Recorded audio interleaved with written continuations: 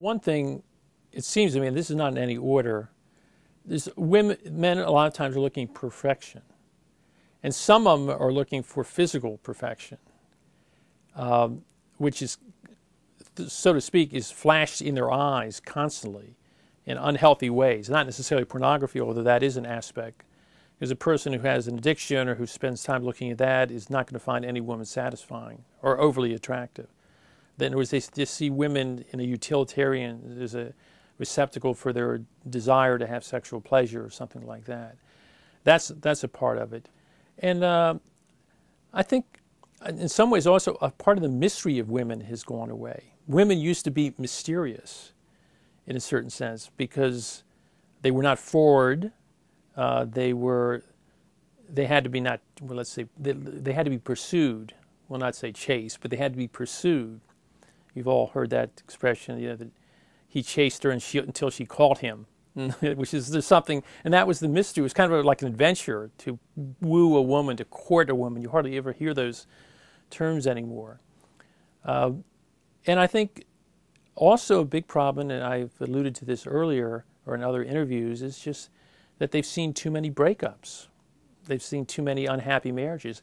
And maybe they lived as a son in a marriage that was intact but barely intact, where people more or less, or there was an absent father, or there was a dominant mother. When a culture starts cracking, it oozes out all over the place. I think that also has. I mean, if you have in front of you the example of a healthy marriage of your parents and other people around you, you'll see this is boy, it is possible to be happy and have an exciting thing. But if you would have bad role models, I think a male particularly is, I don't want to have to be like married to my Aunt Tilly. Boy, she was really something. She drove or my mother for that matter. I think that's an important aspect in terms of men. And then also men simply, marriage, and for many men, marriage was a step up. Now most men don't feel that it's something that has to be done.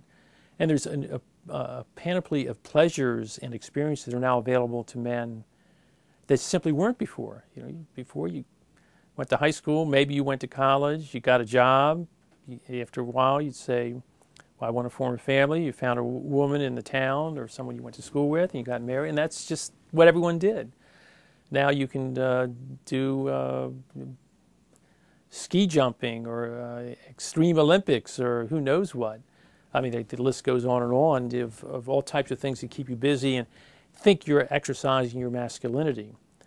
But to them, they don't understand getting up in the middle of the night to change a diaper or to comforting your wife when she's pregnant. They don't seem to understand or taking care of children when your wife is away. That they're not quite interested in that part of it.